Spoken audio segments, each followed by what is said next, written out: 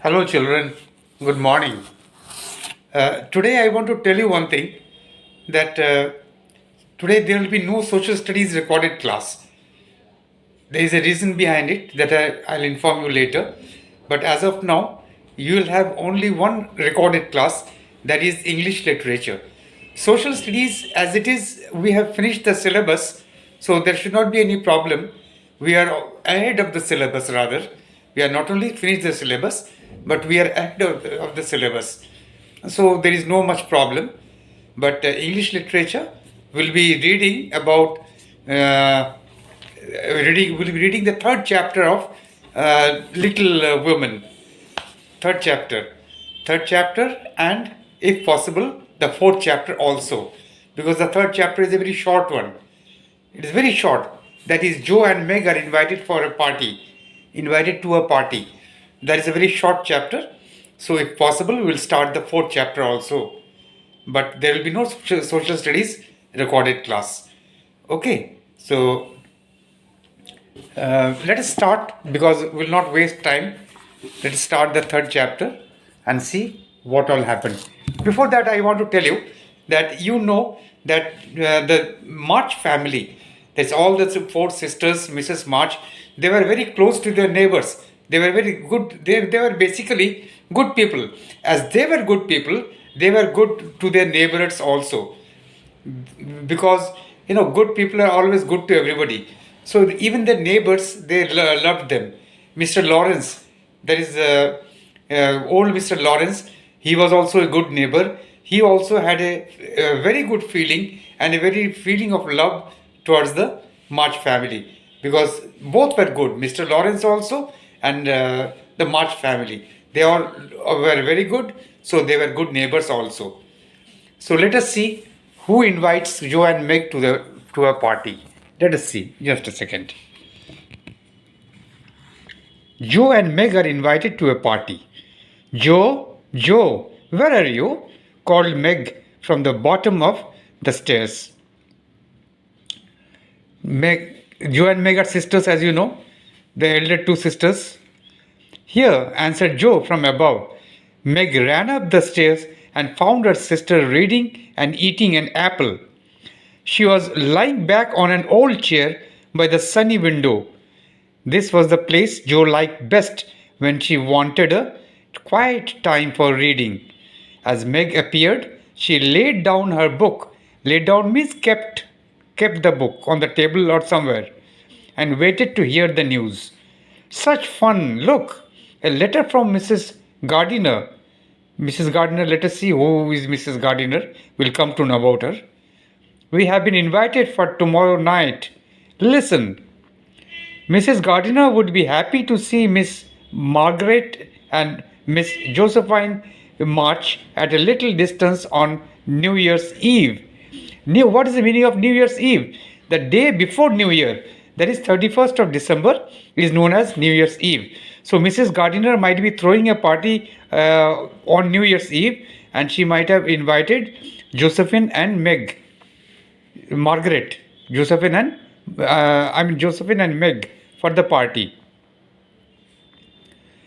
Mother says we may go.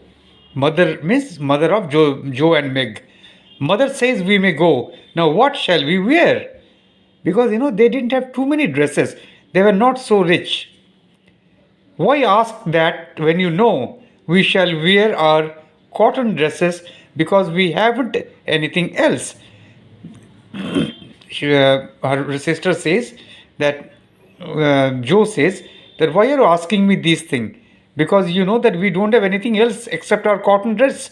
We have only our cotton dresses, answered Joe with a mouth full of fruit. She was eating an apple, so her mouth was full of fruit. I'm sure our cotton dresses look like silk, and yours is as good as new. Yours is as good as new. I forgot mine is torn a little and has a burn mark which shows badly. So their dresses were not that good, and they didn't have money to buy new dresses. And in the meantime, as you know, they have all spent their money on the breakfast for the poor little poor woman who gave birth to a little child. Meg is excited. Well, Joe, you must sit still as much as you can and not let anyone look at your back. Because the back was torn and there was a burn mark. So Meg says to Joe, Joe, you should sit as much as you can and should not stand. And you should not allow anybody to look at your back.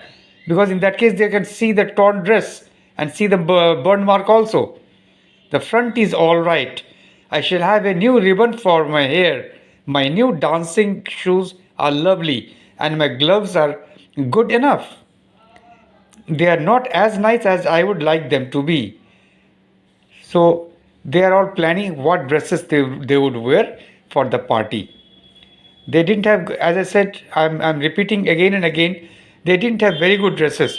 But whatever dress they have, they are satisfied with that, and they want to make best use of the dress.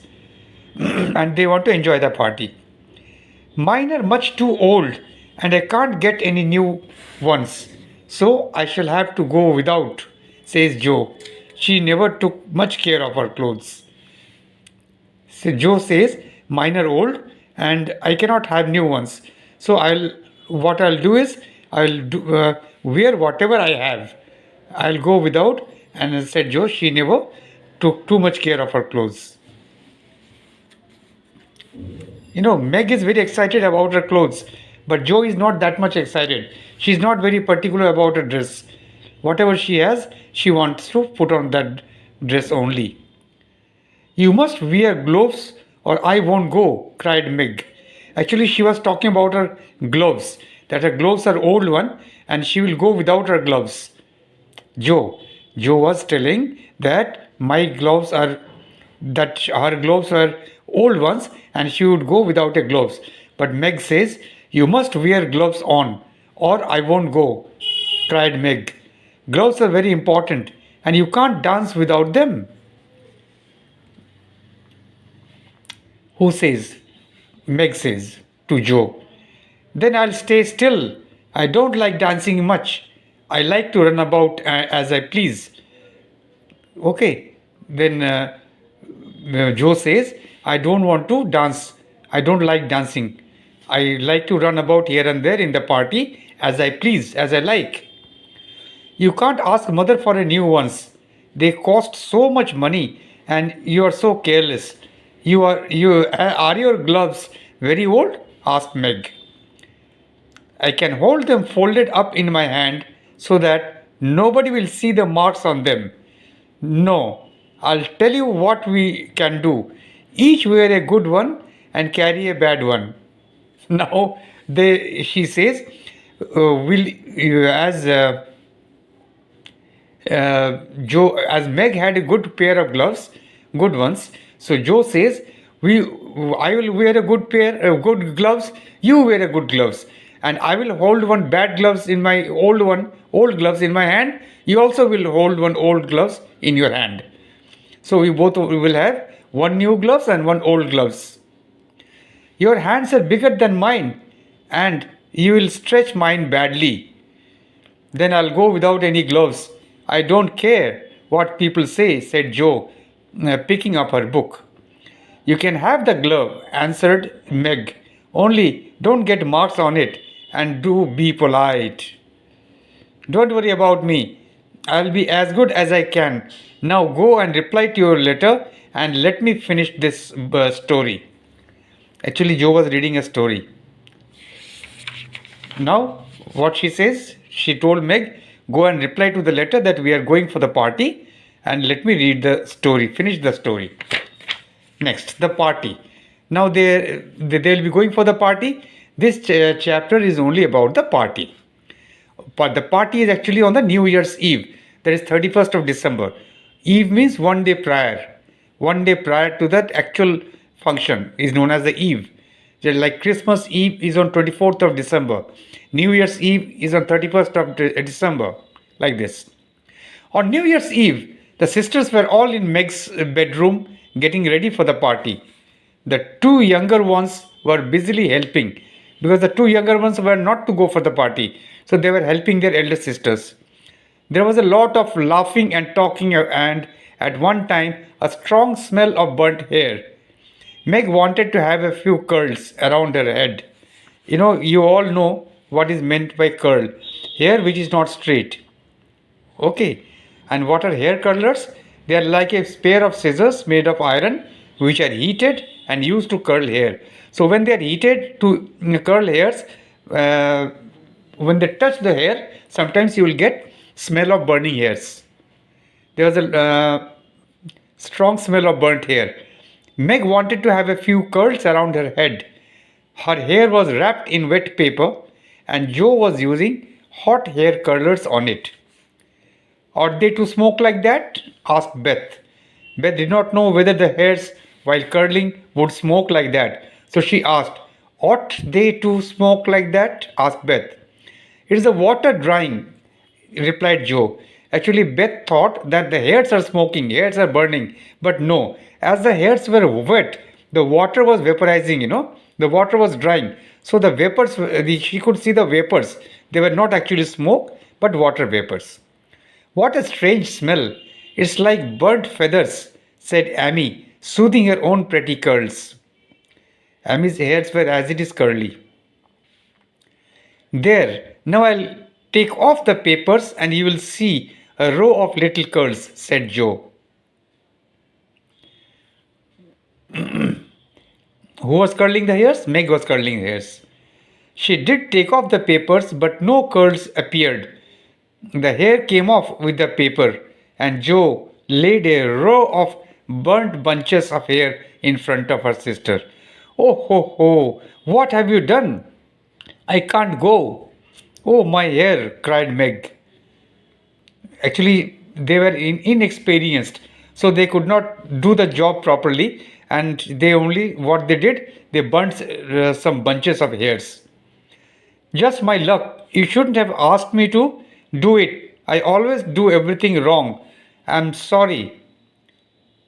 But the curlers were too hot, cried poor Joe.